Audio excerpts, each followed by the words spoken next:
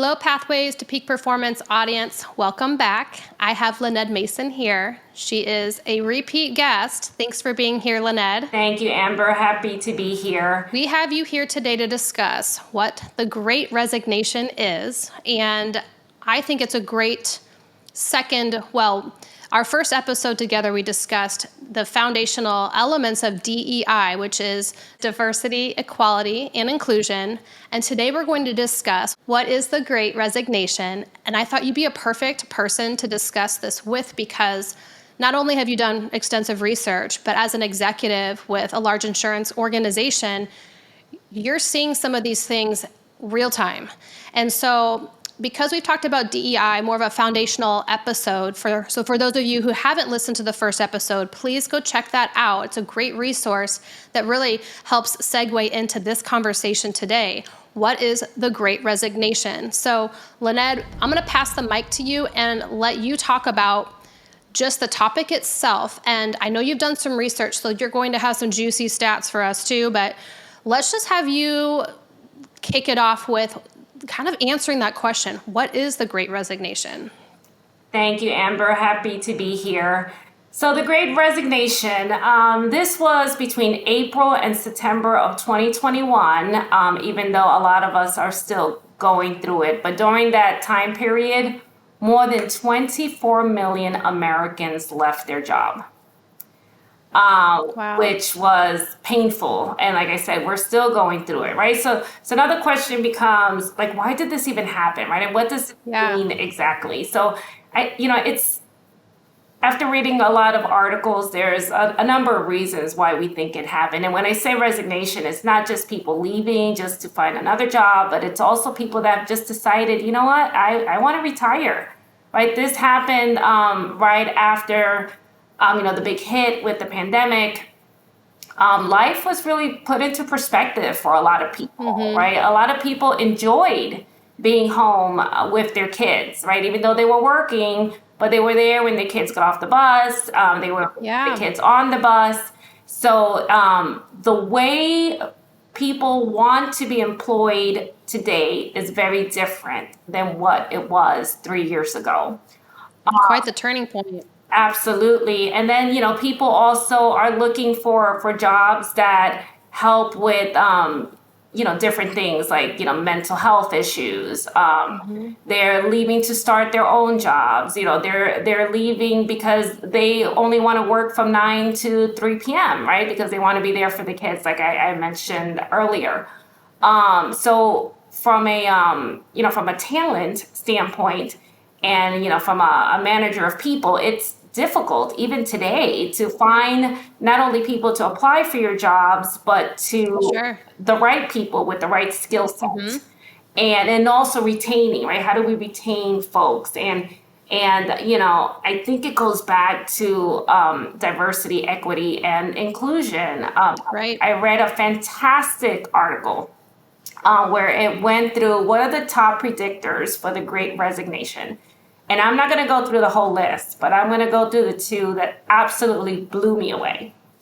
So before we jump in, not to interrupt you, but the 24 million you were talking about, this is not young people, middle-aged. It's a combination of young, middle-aged, people that might retire in a few years, they just went ahead and retired. And they're not just quitting and sitting at home not doing anything. That this whole title means that maybe they did nothing, maybe they switched into something else, or started a business. So it's kind of a cluster of a lot of different variables. Correct. And so when you're talking about this article now, businesses are trying to figure out what is this balance to bring in talent and not have so much turnover, have wonderful setup so you can have that inclusion piece, equality piece, but not overdo it too, because this is the workplace. So we're trying to find this balance of understanding what the families need, but also respecting the bottom dollar of running a business. Yes. Okay. Yes, absolutely. And what this article said, and like I said, I'm not going to go through every single predictor. I'm just going to go over the two that really blew me away. Sure. So the two were They were leaving due to compensation, and also the other one I want to focus on is they're leaving due to being in a toxic corporate culture. So one was on the top, being the number one reason, and one was number 16. So Ooh, you'd be surprised that number 16 was compensation. no way. Yes. And toxic corporate culture was number one. Crazy. Okay, so we might need to think about what we're doing within the workplace. Absolutely. So I mentioned in our first episode together that sometimes I'll get this pushback or like an eye roll when people hear DEI, they go, oh, what do I have to do to make some changes? But I see that sometimes when I go to conference and I'm talking with people about certain things that we're involved with. And so I know that you might feel that way too a little bit with feedback after you speak. But we have to really pay attention that this is a real thing. And it doesn't mean you have to completely change everything about yourself, but we need to make some tweaks and implement from a personal development perspective and then pull that into the business. And the leadership really, it sounds like, really needs to focus on this if this is number one. Yes, yes, right. And then we got to think about, so what does this mean, right? Toxic culture, right? Sure. And we know it has to do a lot with, not feeling included and equality and everything we've discussed before. But it's also, understanding, not playing, favorites, and how do you communicate to people? This whole world of having people working remote, some working hybrid. Are you paying attention more to the people that are working hybrid versus the people that are remote because you don't see them every day, right? It's just really making that conscious effort to include people. When we talk about diversity and inclusion, right? The majority of the people aren't sitting there or, wake up in the morning saying, gosh, I am really not going to pay attention to those 4 individuals today, right? It's just, right? But it's just making that conscious effort to say, I have 5 people that I haven't talked to in 2 weeks, or, they're out of sight, out of mind because they're working remote. I'm Sure. going to make it a point to, just send them, a quick email or, set up a 15-minute touch base, with them, just to make sure that they realize that you're there, you care about them. That's when this dialogue happens. They could bring up concerns. You could do a pulse check to see, like, how are they doing, right? Like it's not until you see people face to face, even if it's, in these little boxes on WebEx, that you're able to really see, do they seem drained? Are they not making eye contact? Do they seem a little bit disconnected, right? And just having that open dialogue to make sure that they're okay, right? So some body language could be part of the deal too, especially if you're not face to face. You can still sense certain things, or if you're not sure, you probably should be checking in. Yeah. So I really like that because sadly, well, I always say you're not going to fix what you're not, but in my talents, or when I do my personality assessment, I don't carry a lot of like the compassionate. I'm more of like, let's get to work, high achiever. So I have to tell myself, stop and smell the roses, and let's pump the brakes, and let's take a pause and check in with people that really need one-on-one time. Some people need high surface conversations. Some people need to dive in one-on-one. Some people like a bigger group. So there's different ways people need to receive information and be engaged. And so everyone can stop. And we talked about listening in the first episode, active listening, and just kind of just paying attention. But we all could use a little pump the brakes, slow down. Even if we have to carve it out in our calendar, try to talk to some of these people that matter in your life and on your teams so that you can participate in this. I mean, I've been in the corporate world, and I remember it wasn't so much about the money, but there were some interactions that just made me feel a certain way, and I didn't like it, and I eventually left and went out to do something else. And so I'm sure I'm not the only one, apparently, that this is happening. So so I love that takeaway. We can start with that today. And the beauty of it is you're not changing who you are. You're just checking in with people. That's great. It's a great idea. And that shouldn't be too hard to do. No, it shouldn't. And to your point, just putting it on your calendar, we're all busy, right? Everybody's busy. The people you're trying to connect with are busy.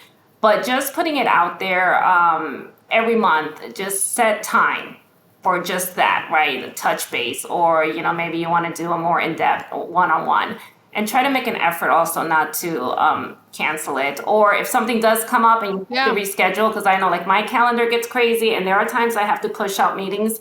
But make sure that you don't cancel it. You automatically put it in another slot in that week, or else if it's right, you're going to totally forget. I definitely think that's key as well, right? Just care about people and just have them in front of your mind. That's all, right? It seems so simple, but sometimes it just becomes really difficult because of our crazy schedules. We just got to make time. Yeah.